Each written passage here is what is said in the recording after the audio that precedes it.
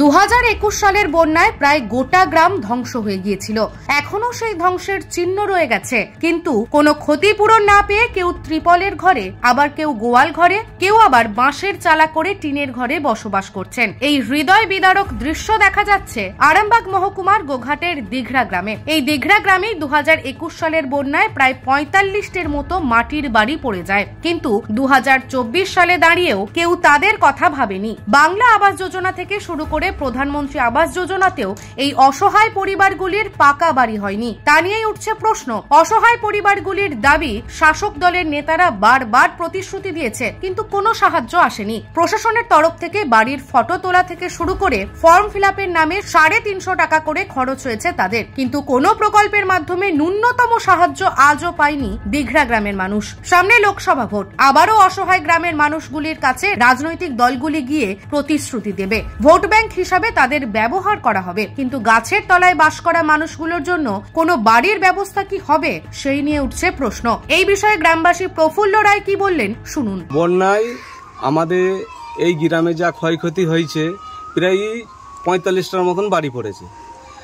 আমরা যে সিচুয়েশনে ছিলাম, যে পার্টির নেতারা ছিল তারা এসেছিল, এসে যে সাধারণ মানুষগুলো কিভাবে তাদের দিন যাচ্ছে, কি খাচ্ছে, সেসব তারা কোনোদিন ভাবেনি। কারণ বিডিও ম্যাডাম এসেছিল, প্রতিশ্রুতি দিয়ে গেল 20,000 টাকা করে, আর জিসিপি করে সমস্তি করার জন্য টোটাল বলে হলো খরচা দেবো। সেই টাকা কোথায় গেল? সেই নেতাদের পকেটে। কারণ আমাদের মতন মানুষগুলোকে নিয়ে ভোটের সময় তারা ব্যবহার করে, ভাই দাদা আমরা তোমার পাশে আছি। কারণ আমার এক বৃদ্ধ মা বন্যার সময় তাকে এই এতটা করে সেলাতে পড়ে গেল, মানে পলি, তাকে নিয়ে ধরাস করে পড়ে গেলুম। সেই অবস্থায় তাদেরকে বললুম, এইরকম বন্যাতে এই যে এত কাদা, এত যে পলি, এইভাবে কোথায় থাকবো? তিরপল একটা চাইলুম, তিরপলে তারা দিলুনি।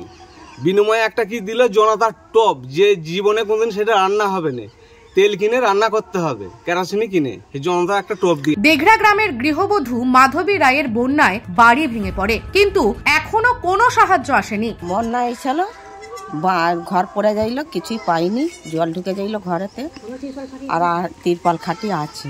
ওই গ্রামের মানুষ শ্যামসুন্দর রায় বলেন, ভাঙা মাটির বাড়ির ছবি ও ফর্ম ফিলআপের জন্য 350 টাকা খরচ হয়েছে, কিন্তু 2024 সালে দাঁড়িয়েও বাড়ি হলো না। বন্যায় ভেঙেছে, তারপরে সব এলো, প্রশাসনের সব এলো, এসে ছবি তুললো, ছবি তুলে আমার ছবি ফটো করা, অনলাইনে পাঠানো, এরকম করে সব 300-350 টাকা। একে দুর্যোগে ভুগলো সব মানুষ, সেই সময় কী খাবে সেটাই গ্যারান্টি থাকেনি। সেই সময় আবার 200-250-300 টাকা করে এক একজনের খরচা করে গেল, কিন্তু একটা কোনো পয়সা নেই, একটা বাড়িও হয়নি। অপরদিকে এই বিষয়ে বালি অঞ্চলের প্রধান রঘুনাথ সাঁতরা কি বললেন শুনে নেব। আমরা সেই সময়কারে যিনি প্রধান ছিল তার মাধ্যমে আমার 45টা মাটির বাড়ি পড়ে গেছিলো। আমাদেরকে বলেছিল ছবি তুলে দিতে আর করতে। আপনারা জানেন সবাই, কেন্দ্র এখন বাংলা যে আবাস যোজনার টাকা, সেই টাকা দেয়নি, এবং আমাদের মানবিক মুখ্যমন্ত্রী মমতা বন্দ্যোপাধ্যায় তিনি বলেছেন যদি কেন্দ্র যদি না দেয় 100 দিনের টাকার মতো তিনি 11 লক্ষ মানুষের বাড়ি, পাকার বাড়ির ছাদ তৈরি করে দেবে। সেই 11 লক্ষ, এবং আমার গ্রামবাসীরাও সেই পশ্চিমবাংলার গ্রামবাসী তা থেকে বাদ পড়বে না, এটা আমি জানি। কারণ এত মানবিক মুখ্যমন্ত্রী আর আপনি কোথাও পাবেন না।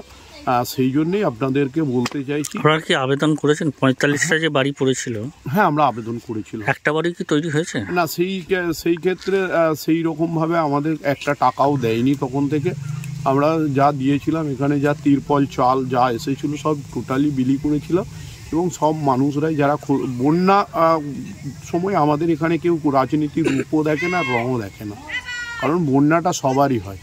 তবে বিজেপি নেতা রাজু রানা গরিব মানুষের বাড়ি না হওয়ায় তীব্র কটাক্ষ করেন। এই বিষয়টা আমি শুনেছি অনেকদিন আগে। সেই সময় বন্যার সময় যে রিলিফ ফান্ডে যে টাকা বেরিয়েছিল, সেই টাকাটাও নাকি তৃণমূলের নেতারা আত্মসাৎ করেছে। 45টা ভূমিহীন মানুষ হয়ে গেছে, যাদের বাড়িঘর সেই বন্যার জলে ভেঙে পড়ে গিয়েছিল। তাদের মাথার উপর ছাদের প্রয়োজন ছিল, সেই সময় তাদের ছবি তুলে নিয়ে চলে গেছে, কিন্তু কোনো তাদের বাড়িটা কোনো কিছু দেয়নি। সেই টাকা তৃণমূলের নেতারা আত্মসাৎ করেছে। সব মিলিয়ে আবারও লোকসভা ভোটের দামামা বেজে গেছে। রাজনৈতিক নেতাদের কাছ থেকে প্রতিশ্রুতি আসবে, কিন্তু গরিব খেটে খাওয়া মানুষকে সেই ত্রিপলের বাড়িতেই থাকতে হবে। অবস্থার কি কোনো পরিবর্তন হবে? সেই দিকে তাকিয়ে এলাকার মানুষ। নিউজ আজ বাংলা, গোঘাট। নিঃসন্তান হওয়ার কারণ স্বামী বা স্ত্রী যে কেউ হতে পারেন।